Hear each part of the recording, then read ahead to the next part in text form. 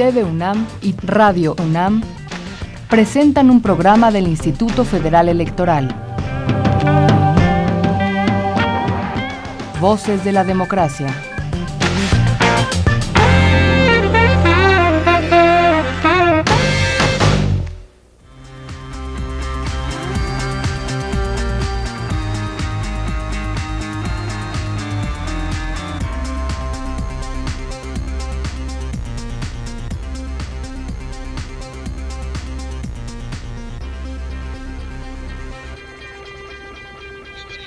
Hola, ¿cómo están? Muy buenos días, soy María Elena Cantú, esto es Voces de la Democracia. Sean bienvenidos, el programa de hoy va a estar muy interesante, porque tiene que ver con usted y con sus derechos. ¿Qué son los derechos humanos? ¿Por qué han ido avanzando? Y hablamos hasta de la tercera generación de derechos. ¿Se otorgan? ¿Nos pertenecen? ¿Alguien lo da? En fin, vamos a hablar desde el derecho a la vida hasta el derecho a la paz. Cómo de manera internacional se ha ido avanzando en esta materia y en dónde estamos parados en México en materia de derechos humanos. Le doy la bienvenida a Ana Luisa Guerrero. Ella es investigadora del Centro de Investigación sobre América Latina y el Caribe de la Universidad Nacional Autónoma de México, profesora de posgrado de la Facultad de Filosofía. Ana Luisa, muchas gracias. Muchas gracias, es un placer estar aquí con ustedes. Gracias por darte el tiempo para estar esta mañana en Voces de la Democracia. Armando Hernández Cruz, profesor de posgrado en la Facultad de Derecho de la Universidad Nacional Autónoma de México, UNAM. Armando, gracias. Gracias, buenos días y buenos días al auditorio. ¿Qué les parece si abrimos el tema para darle elementos de juicio y de análisis a nuestro auditorio que nos ve a través de la televisión y nos escucha a través de la radio? ¿Qué es un derecho desde el mundo de la filosofía, desde el ámbito jurídico? Ana. Pues mira, creo que los derechos humanos van a conformar un hito en la cultura humana porque se reconocen como derechos naturales. Así aparecen en las primeras declaraciones del siglo XVIII como derechos naturales que son imprescriptibles. Aparece una nueva idea de dignidad, que es una idea de dignidad que está inmersa en el ser humano no tiene un precio. Aquí hay una presencia filosófica kantiana, que si bien la palabra dignidad no aparece en las primeras declaraciones de derechos, sí va a formar una idea de lo humano que es intercambiable. O sea, la humanidad no tiene precio. A ver, acláranos para nuestro auditorio, Ana, cuando tú dices es un derecho natural, ¿qué significa esto? Es decir, alguien lo reconoce o es mío, me pertenece, y no prescribe. Sí, así nacen como derechos que no prescriben, que son inalienables. Hay una idea de la filosofía iusnaturalista. El iusnaturalismo sostiene que hay derechos previos a la sociedad. Y aquí hay toda una controversia porque posteriormente se va a criticar esta propuesta de los derechos naturales porque dieran la idea de que hay una esencia humana que ha sido muy criticada.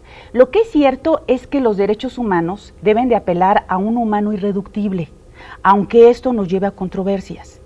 Hay un humano irreductible, pero también es cierto que los derechos humanos son históricos. Han ido cambiando, ¿sí? Nacen como estos derechos civiles y políticos, derecho de conciencia, derecho de libertad de la persona, dueña de sí misma, ¿sí? Y van a ir cambiando de acuerdo a cómo van a ir cambiando también las políticas. Porque de hecho, el que yo sea una persona, un ser humano, yo nazco ya con derechos. Desde el mundo jurídico, Armando. Lo importante es reconocerlos también como valores preexistentes a la norma, ya sea que se consideren o se identifiquen como tales desde un punto de vista individual o colectivo, que eso es algo de lo que distingue a las generaciones de derechos humanos, y una vez establecidos en una norma jurídica se vuelven instrumentos de defensa, instrumentos sobre los cuales pueden las personas establecer un término de relación con la autoridad, con el Estado. Yo creo que desde el punto de vista jurídico, desde el punto de vista técnico, esa es su mayor importancia, su mayor utilidad. Son herramientas para todos nosotros, herramientas que nos ayudan, que nos sirven para algo, para hacerlos exigibles. Sí, claro. Su contenido filosófico sin duda es muy importante y los abogados trabajamos con ellos como materia prima y las personas también al momento de conocer esos derechos y saber cuáles son y de poderlos identificar para exigir corregirlos y hacer cambiar la actuación de la autoridad de tal manera que se vaya amoldando. Yo siempre he dicho que son como una especie de paraguas, es decir, un medio de protección que se establece para limitar el abuso y el exceso de la autoridad y permitir al ser humano desarrollarse de una manera armónica en el contexto social. Me importa mucho, Ana, esto que tú decías antes de entrar al primer reportaje, la palabra dignidad, cómo aparece hoy a lo largo de la evolución y a lo largo de estas 3 generaciones de derechos, la dignidad humana. Sí, mira, los derechos humanos también se pueden definir como un conjunto de facultades e instituciones que son históricas y que en cada momento tienen que ser positivados en códigos jurídicos reconocidos, porque si no, no se pueden defender. Así es. Pero necesito que esté escrito claro para que poder sí, ir con la autoridad. Claro que sí, pero estas exigencias requieren de argumentaciones para que otros derechos humanos también sean reconocidos. Es decir, no son los derechos humanos un conjunto cerrado, completo, sino que están abiertos a todas estas voces que reclaman que se les reconozca que son víctimas de los sistemas políticos. Es decir, si bien es cierto que los derechos humanos se protegen, también es cierto que hay excluidos de los derechos humanos.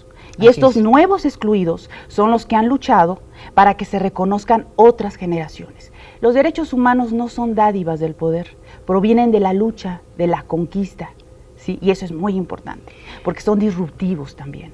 Vamos a revisar entonces cómo estas luchas de las que nos habla Ana han obligado a que se asienten a través del tiempo una primera, segunda y una tercera generación de derechos.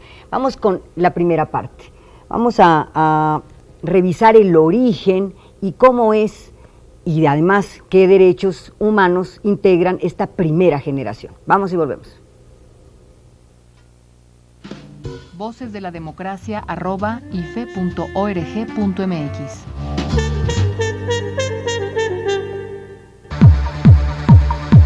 Cuando Ciro el Grande, rey de Persia, conquistó Babilonia en el 539 a.C., después de liberar a los esclavos, declaró la igualdad racial y la libertad de culto. Estos y otros decretos fueron grabados en un rollo de barro cocido, conocido hoy como el Cilindro de Ciro. Este es el primer documento en considerar a los derechos humanos del que se tiene memoria. La idea de que todos los seres humanos, por el hecho de serlo, tengamos ciertos derechos propios e inseparables, es pues antiquísima. Está presente en los códigos morales de las principales religiones, de la antigua Grecia y en el derecho romano.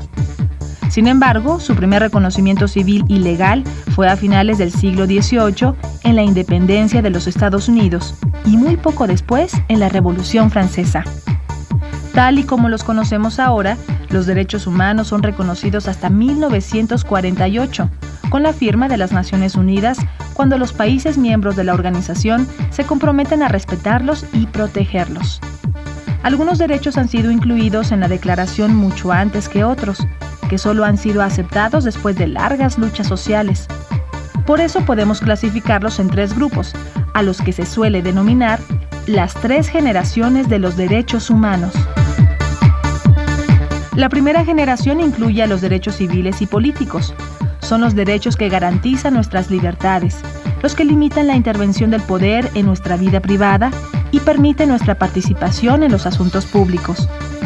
El derecho a la vida, a la libertad ideológica, de expresión y religiosa, la igualdad entre hombres y mujeres, la seguridad jurídica, el derecho a votar y ser votado, a asociarnos libremente y formar un partido político, son algunos de los derechos incluidos en esta primera generación.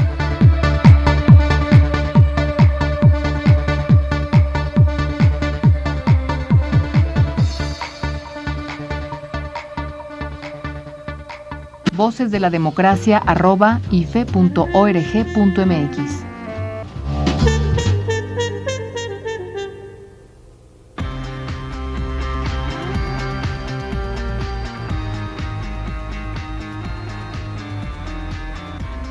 Derechos de primera generación. Armando Hernández Cruz, profesor de posgrado de la Facultad de Derecho de la Universidad Nacional Autónoma de México, esta mañana aquí en Voces de la Democracia. Jurídicamente, ¿qué le significan a una persona los derechos de primera generación? Es la protección de las libertades individuales y los derechos del ciudadano. Hablábamos hace rato también del origen histórico, ¿no?, de estas generaciones. Cuando hablamos de primera generación, es el primer momento en que surgen, y muy particularmente la Declaración Francesa de 1789, Declaración de los Derechos del Hombre y del Ciudadano.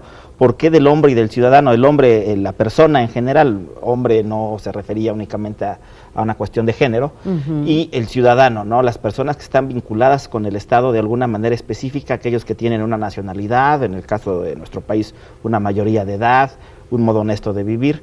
Los derechos del hombre y del ciudadano son derechos individuales, derechos enfocados en ese orden de ideas, y se establece la protección de libertades, la protección de la relación entre el ciudadano y la autoridad, y la relación en el entorno político, la posibilidad de votar, de ser votado, de formar parte y tomar parte en las decisiones y los asuntos políticos del país. Esos son los derechos de primera generación, le sirven al ser humano para establecer una relación con la autoridad en la que no sea afectado, en la que los actos de autoridad arbitrario no le afecten y no le vulneren su esfera jurídica individual. Esto es con relación al Estado. Ana, ¿pero qué le significa a una persona saber que tiene derecho a la vida, a pensar con libertad, a expresarse con libertad, a tener el culto que de acuerdo a su conciencia quiera, etcétera? ¿Qué le significan al ser humano esta primera generación de derechos? Mira, creo que son muy relevantes porque está ligado a actitudes democráticas, la libertad de pensamiento. Los derechos humanos tienen que ver con una posibilidad de disentir y que no por ello te cueste la vida. Creo que eso es la democracia moderna, a diferencia de la democracia de los antiguos. En la democracia podemos participar, podemos elegir, que eso es una cosa muy importante a nivel moral, que podemos elegir, podemos criticar, podemos disentir. Son derechos fundamentales, la posibilidad de disentir, es un derecho de la primera generación. Yo les preguntaría, porque hay un debate en torno al tema, ¿los derechos son estos primeros de los que estamos hablando y que son individuales, los civiles y políticos, Ana, Armando, son absolutos o tienen ciertos límites? ¿La libertad de expresión, la libertad de pensamiento, tienen límites los derechos? Mira, son indivisibles, son interdependientes. Entonces, cuando podemos preguntarnos qué derecho es más importante, yo creo que lo fundamental, y eso yo creo que el Estado lo tiene que pensar, y sobre todo en México, de que si son indivisibles, tienen que empezar a articularse, tienen que enseñarse desde la primera infancia, que mi derecho llega hasta donde yo no te perjudique, pero también están los otros, no nada más mis intereses personales. Son individuales, pero hay que pensar en el colectivo a la hora de en el bien común, estos derechos. Porque los derechos individuales en sí mismos sí nos pueden llegar a llevar a unos extremos, como por ejemplo el fomento del individualismo. De acuerdo, entonces no son absolutos, está el derecho del otro, y aunque son individuales existe lo colectivo. ¿Tu opinión sobre el tema, Armando? Hay que recordar que los derechos están vinculados con obligaciones. Las normas jurídicas son bilaterales porque construyen derechos y obligaciones. Los derechos humanos son obligaciones del Estado, pero las personas tenemos obligaciones con respecto al Estado. Tenemos una serie de obligaciones que cumplir a través de un entramado normativo en el cual también entran los derechos humanos. No hay derechos absolutos y las libertades no son absolutas. Por definición, por su propia esencia y su propia naturaleza, no puede concebirse una libertad absoluta, sino dentro de un orden social y de un orden jurídico que permita una coexistencia entre los seres humanos, una coexistencia armónica, una coexistencia con fines, con rumbo, bienestar general, seguridad, orden, paz, que son los valores fundamentales del Estado y del orden jurídico. Y si no los vemos de esta manera, si no reconocemos a los derechos humanos como parte de ese entramado complejo y los queremos ver de manera individual, pues probablemente se pueda incurrir en el error de pensar que se pueden exigir derechos absolutos o ilimitados, ¿no? Aunque quizá el término no sería necesariamente limitar los derechos, sino simplemente... Es una palabra que inquieta mucho, por cierto, la palabra límite. Así es, lo importante en mi opinión es armonizar los derechos, es decir, no es posible un ejercicio de los derechos sin que se armonicen con los derechos de los demás. Es decir, una coexistencia de derechos. Hay una parte importante en esta primera generación, antes de pasar a la segunda, que me gustaría aclarar al auditorio. ¿Qué pasa en 1948? ¿A qué se comprometen los estados cuando firman esta declaración en Naciones Unidas? ¿Y qué significa, digamos, para el Estado comprometerse a la protección y al respeto de los derechos humanos? ¿Y qué pasa si no cumple? Ana. Pues fíjate que en 1948 es un momento histórico que viene trabajándose en la UNESCO desde el 47 con una encuesta que se le envía a muchas personalidades del mundo de distintas culturas para que piensen qué son los derechos fundamentales. Y hay una serie de respuestas muy interesantes, que lo que hace la Asamblea, lo que hace la Comisión de Derechos Humanos es pensar en principios mínimos universales. ¿Qué es aquello que todos los estados tienen que respetar para que no vuelva a suceder un holocausto? Veamos que esto aparece después de la Segunda Guerra Mundial, que es de posguerra esta situación, y que era necesario que los estados se comprometieran en no volver a pisotear la dignidad humana. A la humanidad. Así es, y es donde aparece el concepto de dignidad ligado al de los derechos humanos.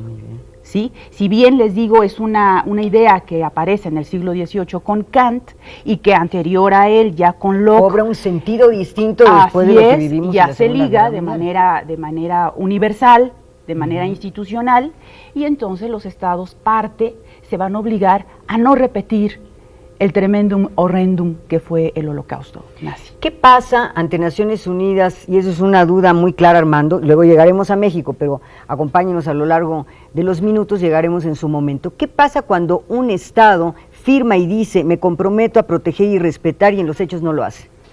Los estados adquieren obligaciones, como todas las personas, como todos los seres, y el firmar un tratado, un convenio internacional, un pacto, implica generar una serie de obligaciones que tienen consecuencias. El incumplimiento de una obligación normalmente tiene consecuencias. Yo creo que es importante revisar el tránsito de 1789 a 1948, esa declaración francesa de los derechos del hombre y del ciudadano, acá adquiere un carácter universal, ¿no? Es uno de los principios básicos de los derechos humanos hoy en día, su universalidad, su pretensión de ser válidos en todo el mundo. Claro. Es una conquista cultural, digamos, que permite tratar de poner un piso parejo en la manera en que se organizan los estados en el mundo, independientemente de las ideologías, de los modelos culturales, de la situación incluso soberana de la toma de decisiones de cada estado.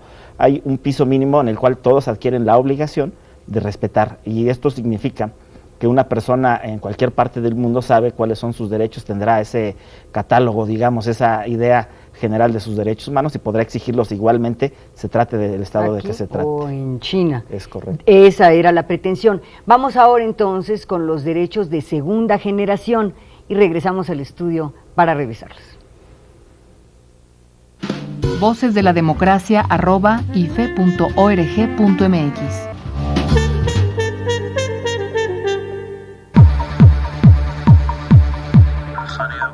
La segunda generación de derechos humanos recoge los derechos económicos, sociales y culturales.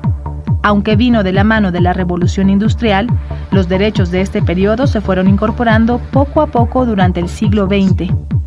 Tratan de fomentar una igualdad real y nos garantizan el derecho a los servicios sociales, económicos y culturales necesarios para tener una vida digna.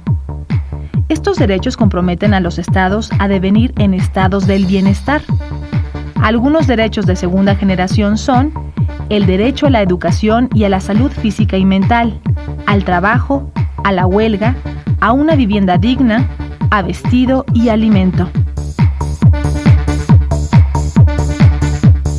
La razón de ser de los derechos de esta segunda generación se basa en el hecho de que el pleno respeto a nuestra dignidad solo es posible si todos nos beneficiamos de las mismas oportunidades para desarrollarnos como mejor nos parezca.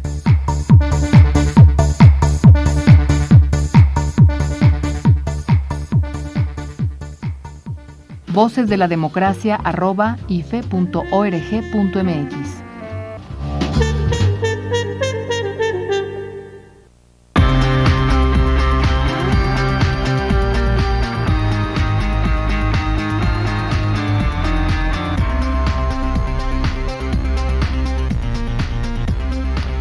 Ana Luisa Guerrero, investigadora del Centro de Investigación sobre América Latina y el Caribe de la UNAM, profesora de posgrado de la Facultad de Filosofía y Letras. Ana, derecho a la educación, salud física y mental, derecho al trabajo, a la huelga, derecho a una vivienda digna, etcétera. ¿Qué elementos históricos podemos tomar en cuenta para reflexionar por qué? ¿Qué obliga a que se tomen en cuenta estos derechos? Mira, provienen de las luchas sociales y de los trabajadores. Te había comentado hace un momento que la dignidad aparece como un derecho a pensar y a disentir, pero estos derechos a pensar, a disentir, a hablar son incompletos si no tenemos qué decir, si no tenemos con qué vivir. Entonces la dignidad va enriqueciéndose, va necesitando pues otros factores, que es el derecho a la educación, el derecho al trabajo, el derecho a la salud, el derecho a una vivienda. El concepto de dignidad, pues, aquí se cuestiona para los derechos de la primera generación, que sí, somos libres, podemos mencionar que somos iguales en sentido formal, que es una ganancia irrenunciable. ¿De un árbol? Exactamente, exactamente. Entonces aquí aparece también las luchas sociales, o que son producto de las luchas sociales, que van a pugnar porque el Estado reconozca pues una jornada laboral y que haya un contrato colectivo. A partir de estas conquistas de los trabajadores, de estas conquistas de las luchas que provienen de abajo, porque así provienen los derechos humanos, es que podemos hablar de una dignidad de la segunda generación. Ahora, esto hablar de generaciones, a algunos expertos no les gusta, porque dice que es como segmentarlos, y es olvidar que debemos siempre pensar que son indivisibles. Pero bueno, como una manera pedagógica. O más o menos ordenada. Pedagógica, ordenada, para que nuestro público pueda seguirnos en esto que también es muy complejo, que tiene muchas aristas por donde agarrarlos y criticarlos, porque los derechos humanos también deben de estar ahí en la cuestión del público, pero para ello los deben de conocer. Los debemos educar todos en derechos humanos, los maestros, los docentes, los investigadores. Es un tema candente, es un tema muy importante. Jurídicamente, Armando, ¿qué le significan al ciudadano, a la persona, saber que tiene un derecho a la educación? Y por cierto, después de la reforma, a una educación con calidad. Y la diferencia sí es importante. Derecho al trabajo, a la huelga, en fin, es esta relación otra vez con el Estado. Una relación distinta. Los derechos individuales tienen como fin evitar actos de autoridad. Los derechos individuales se protegen, digamos, a través de la omisión del Estado. El Estado está obligado a no hacer, a no vulnerar mi libertad de expresión. Allá los de primera generación. A los de primera generación. Estos adquieren una naturaleza distinta porque generan obligaciones activas del Estado. El Estado está obligado a hacer, frente a mi derecho a la educación, no puede decir, al igual que la libertad de expresión, bueno, no voy a impedir tu derecho. El derecho se ejerce de otra manera, se exige y se tiene que garantizar por el Estado a través de actos concretos, planes, programas, acciones concretas de gobierno, presupuesto público para estos, por eso son conocidos como derechos programáticos. Se satisfacen además de manera gradual, no se satisfacen de manera inmediata, no se puede exigir el cumplimiento de estos derechos, sino a través de establecimiento de planes y programas. Entonces la obligación del Estado se vuelve una obligación activa y eso les da una calidad distinta. Sí entiendo que muchos no están de acuerdo con la clasificación de generaciones, pero desde un punto de vista técnico... No, sí nos importa porque nos ayuda a entender esto que tú decías del Estado. Mientras en la primera generación es no te metas, quieto ahí, tienes tu límite, aquí le dicen no puedes ser omiso. Estás obligado a hacer en materia de educación, vivienda, salud. Ahora, algo que me parece a mí muy importante es que nosotros tenemos incluso en la terminología de nuestro país una grave confusión entre derechos sociales y derechos colectivos. Aquí en la segunda generación, la segunda y la tercera son derechos colectivos, damos el brinco entre la protección del individuo, la protección de los derechos individuales, hacia una protección de grupos sociales. Y yo quisiera precisar aquí que hablamos de cosas distintas. Primero, los derechos sociales son derechos específicos de grupos, derechos de grupos sociales que forman parte de la sociedad. La cuestión de indígenas, por ejemplo, los trabajadores, los campesinos, estos son los derechos sociales, son los derechos de grupos vulnerables, los derechos de grupos en condiciones de desventaja o de vulnerabilidad, y los derechos sociales tienen como fin equilibrar o tratar de hacer menos notorios las desigualdades sociales, otorgándole al grupo desfavorecido un cúmulo específico de derechos que le permita nivelar esa desigualdad. Por eso el trabajador tiene en un juicio laboral más derechos que el patrón. Claro. Por eso los núcleos agrarios, ejidales y comunales tienen más derechos que aquellos hacendados o terratenientes. Es decir, esa es una lógica y por eso la mujer tiene en un juicio de orden familiar derechos que no tiene el hombre, que no tiene el varón. Que esto para muchos genera algún conflicto, alguna problemática, si no se entiende perfectamente lo que es, desde el punto de vista de los derechos humanos, la discriminación con efectos positivos o las acciones afirmativas.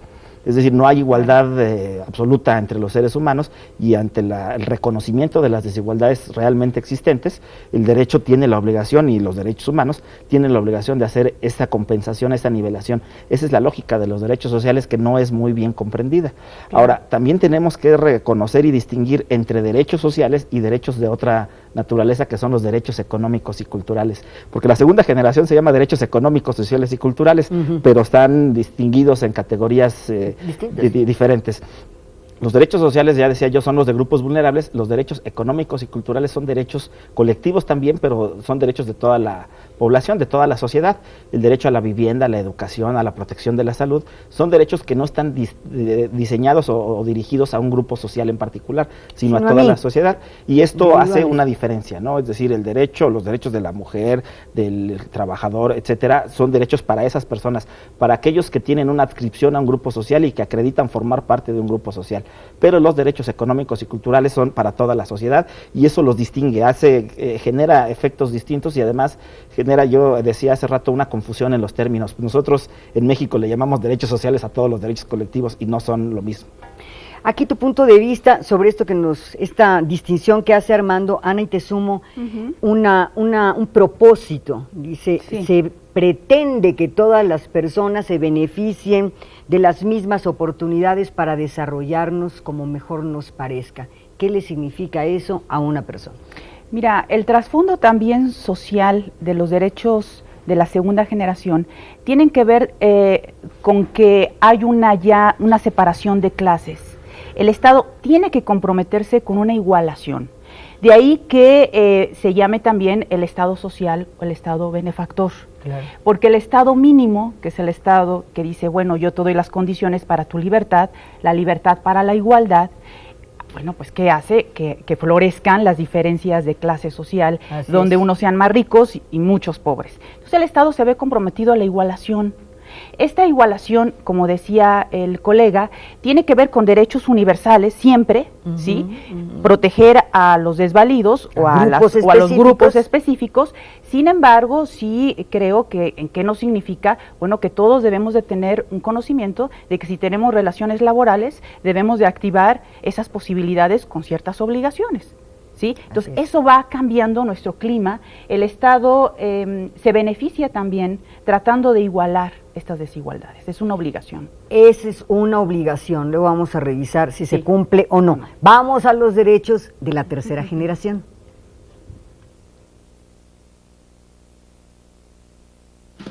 Voces de la Democracia @ife.org.mx.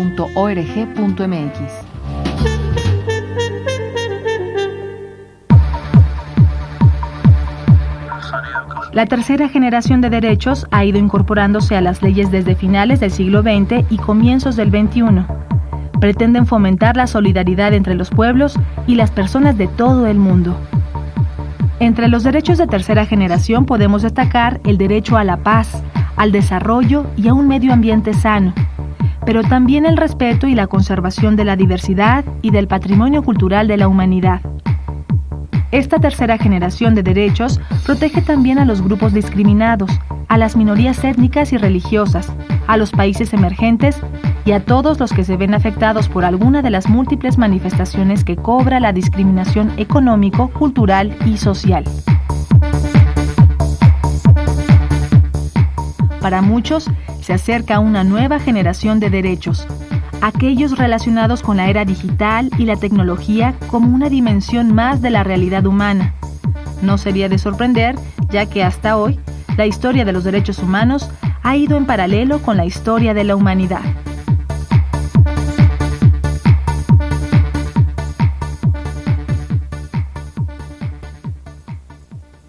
Voces de la Democracia @ife.org.mx.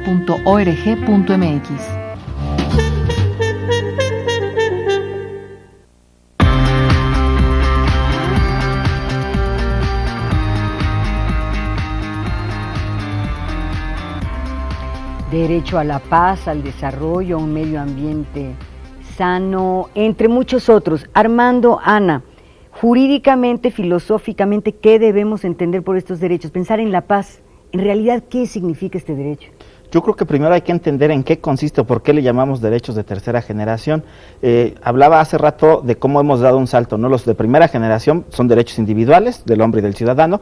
Los de segunda generación, los DESC, o derechos económicos, sociales y culturales, protegen a un grupo social o a toda la sociedad. Estos derechos de tercera generación son derechos de la humanidad. Lo que podemos observar aquí es cómo crece el sujeto de protección del individuo hacia la humanidad. Los derechos de tercera generación son derechos de solidaridad internacional. Ameritan la intervención de todo el concierto de las naciones para la protección de estos derechos. No tiene caso que México proteja el derecho al medio ambiente si no lo hace Brasil, si no lo hace Estados Unidos, si no lo hace todo el mundo. Es decir, para que estos derechos sean eficaces requieren la solidaridad internacional, el apoyo, la acción concertada de todos los países del mundo, y esto hace que el sujeto de protección sea el más amplio posible. No hay hacia dónde crecer, ya no hay manera, desde mi punto de vista, de hablar de nuevas generaciones de derechos humanos, porque si nos vamos al criterio de ver cómo se ha expandido la protección hacia los sujetos, ya no hay para dónde hacer más amplias las generaciones. Estos derechos de solidaridad internacional implican la obligación que tiene México de proteger el medio ambiente, pero no a favor de los mexicanos, sino de toda la humanidad, de todos los seres humanos. Y lo mismo sucede con el derecho a la paz, es decir, si un país decide no tomar medidas, no establecer programas o acciones concretas para la protección de temas como las guerras internas o internacionales, o evitar estos conflictos a través del llamado derecho a la paz o los derechos humanitarios, por ejemplo, en época de guerra. Si no se establecen estas medidas por parte de todos los estados, no tiene sentido. Igualmente sucede con otros derechos como el desarrollo económico, en fin, estos llamados derechos de tercera generación tienen sentido en función de que todos los estados tomen acciones conjuntas, y por eso muchos de ellos pueden identificar a través de cumbres mundiales que han celebrado los países, como la de Estocolmo en 72, la cumbre de Río, en temas como el medio ambiente, como inclusive los tratados que hay en materia de derecho a la paz y el derecho internacional humanitario en temas de guerra, y no tendrían ese sentido si no hay una acción concertada de los estados, pero se tiene que ver con ese enfoque.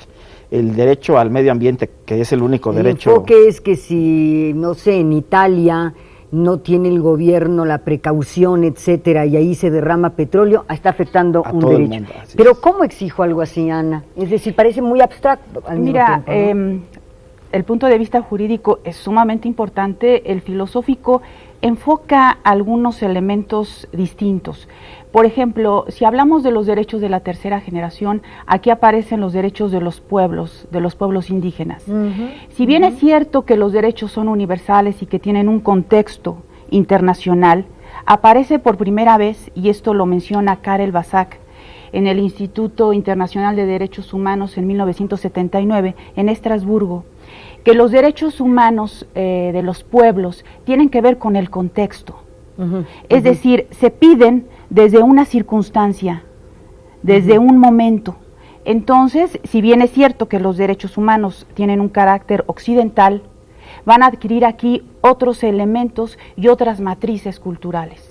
Aquellos pueblos que pertenecen o que están dentro de estados independientes, no solamente la descolonización, que aquí está de por medio, este momento en que aparecen nuevos estados que se separan de las metrópolis, aparecen también esos pueblos, porque el concepto de pueblo no se reduce a estado, o estado no queda totalmente absorbido en el concepto de estado, no son esos pueblos, esas naciones, esas nacionalidades, esas etnias que tienen derecho al desarrollo y a la paz a partir de sus contextos culturales. Y esto es muy importante porque aparece también otro concepto nuevo de dignidad. La dignidad de aquellos se enriquece. No es que cambie, se enriquece. Y también aparecen los derechos de la naturaleza, que también es muy controvertido, si realmente la naturaleza es un sujeto o no es un sujeto. Y vemos que en América Latina este es un tema excepcionalmente apasionante. Y que es increíble que ya esté llegando a tribunales. En Bolivia y en Ecuador están los derechos de la naturaleza reconocidos, ¿sí? Y esto, bueno, nos da a la filosofía un material exquisito para pensar, ¿sí?, que el hombre que ha sido el receptáculo de la dignidad la tiene que compartir con la naturaleza.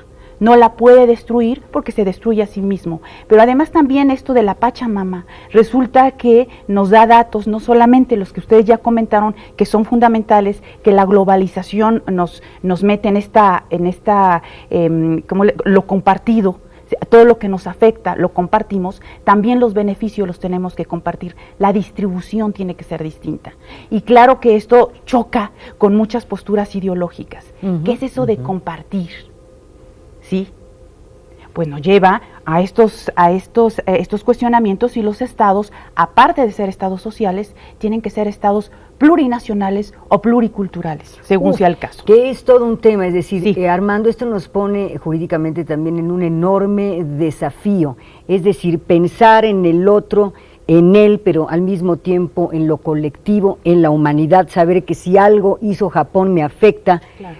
Y a la vez, hombre, somete a un desafío, y lo insisto de esa manera, a quien le corresponde la obligación de impartir justicia al respecto. Quien nos escucha dirá, ¿cómo yo hago exigible esos derechos? Por cierto, no siento paz. ¿Cómo le hago? Ese es un problema enorme en el tema de derechos humanos. Nosotros podemos ver cómo crece el catálogo, el elenco constitucional es enorme, de derechos humanos va creciendo, y le podemos seguir incorporando derechos, pero ¿de qué nos sirve tener tantos derechos si no los podemos hacer efectivos, ¿no? Yo creo que no solo las autoridades jurisdiccionales, sino la autoridad en general, en sus respectivos ámbitos de competencia, cómo hacer eficaces esos derechos, cómo lograr que se cumpla el mandato constitucional, ese elenco, ese catálogo de derechos, es una parte que ha sido la más complicada. Yo pienso que precisamente las estrategias de justiciabilidad ahora con la reforma constitucional de 2011 en nuestro país, que nos permite acercar a la población un medio jurisdiccional de defensa, es decir, en alguna ocasión que se planteaban estos temas, decía alguien, bueno, ¿y entonces qué? ¿Las personas se podrán ampar cuando el medio ambiente esté contaminado? Y sí, y ahora sí, ahora sí, claro que se puede. Sin embargo, ¿cuántas personas lo harán? ¿Cuántas personas? Se trata de derechos difusos. Cuando hablamos de derechos difusos son de todos y de nadie al mismo tiempo. Y alguien tendría que tomarse la molestia de ir a solicitar ante una autoridad jurisdiccional la protección de derechos colectivos como estos. Si ponen en la esquina una gasolinera, voy a ampararme por mí y por toda la colonia. Claro. Hay que hablar sobre este tema, es importante aterrizar todo lo que hemos aprendido en estos derechos de primera, segunda y tercera generación y qué pasa en México. Armando, has tocado un tema fundamental. En 2011 se reforma la Constitución y nos dice, entre otras cosas, que este abanico se abre. Es decir, ahora el juzgador tendrá que tomar en cuenta lo que dice la Constitución en materia de derechos, pero también lo que ha firmado México en materia de tratados internacionales. ¿Qué le significa a quien nos escucha hoy, de 2011 para acá, sobre el ejercicio de sus derechos en México, Ana? Mira, a nivel institucional, a nivel gobierno, urge que se enseñe qué son los derechos humanos a todos los que van a enjuiciar. Porque, y a los juzgadores también. Y a los juzgadores. Valdría la pena ahora con el abanico tan amplio, ¿no? Una pregunta muy importante. ¿Hay derechos más importantes que otros? ¿Hay una jerarquía en los derechos humanos o no la hay? ¿Cuáles son más relevantes? En un momento que tengamos alguna confrontación entre el derecho a la vida y el derecho al medio ambiente, ¿cuál es más importante? Si alguien que no tiene una formación podrá pensar que es el derecho a la vida, pero un derecho a la vida, claro que es fundamental, ¿sí? Sin un ambiente sano, sin polución, ¿cómo va a vivir? Exacto. Entonces, vuelvo a repetir, es importantísimo o importantísima la idea de la interdependencia, de la indivisibilidad de los derechos humanos.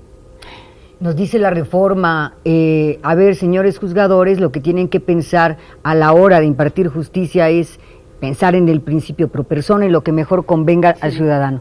Caramba, entonces, tenemos mucha información al respecto, pero ¿qué nos dice en materia de ejercicio de derechos esa reforma, ese mensaje al juzgador, esa ponderación que tiene que hacer?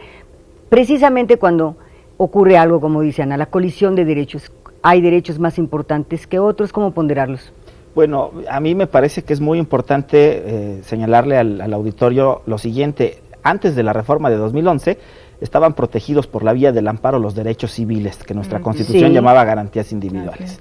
La reforma de 2011 dice que el amparo protege a todos los derechos humanos, es un juicio, un medio de justiciabilidad de estos derechos, y al proteger a todos los derechos humanos incluye a los de primera, segunda y tercera generación. Es una diferencia enorme la que aquí está sucediendo. Solamente que, como dice la maestra, si no hay una claridad, si no sabemos todos que esos son derechos, no los exigimos.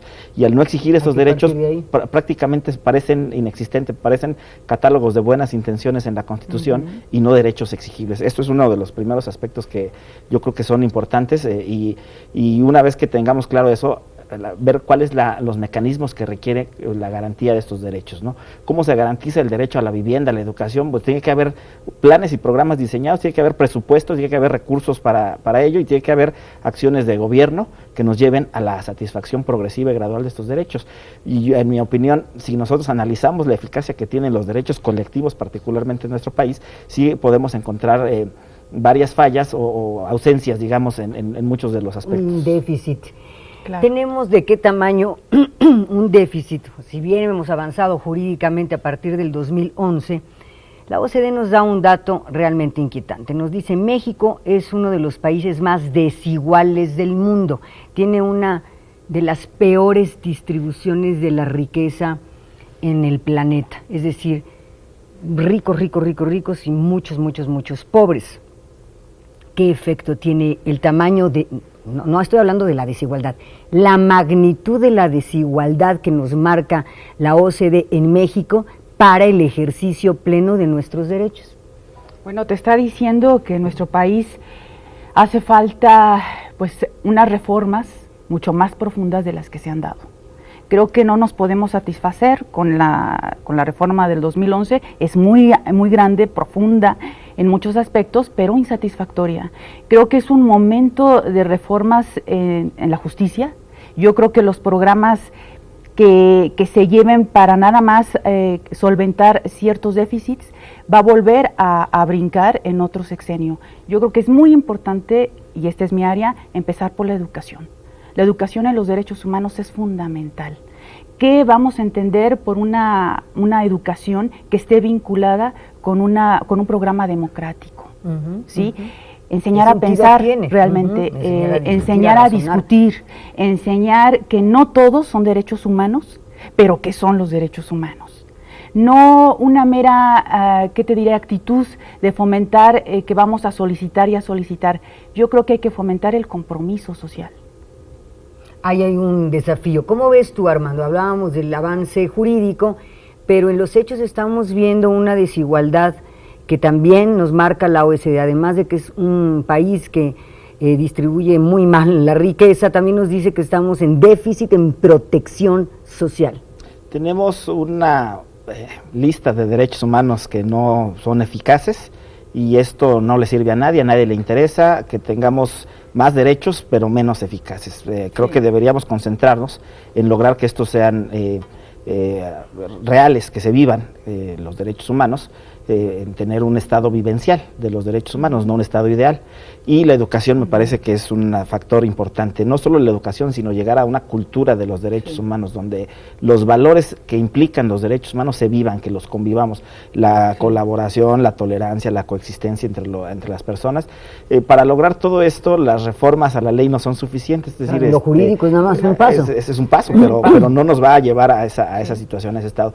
Y decía también yo hace rato, si las personas no conocen sus derechos, no los exigen, pero también hay que verlo desde la otra perspectiva. Si las autoridades no saben cuáles son los derechos que tienen que respetar, muy probablemente esto no suceda. Y con la reforma del 2011 se establece en el artículo primero una especie de control difuso. Todas las autoridades están obligadas a respetar los derechos humanos, no solo los individuales, sino los de segunda y tercera generación. ¿Cómo le van a hacer las autoridades para una autoridad, digamos, del municipio más alejado del país, donde hay condiciones de pobreza extrema, en fin? ¿Cómo le van a hacer cuando tienen otras preocupaciones más inmediatas para darle una atención integral con el carácter interdependiente e indivisible de los derechos humanos a todos los aspectos que tienen que ver con esto? Bueno, yo creo que mucho ayuda no solo la educación, sino la sensibilización en derechos humanos.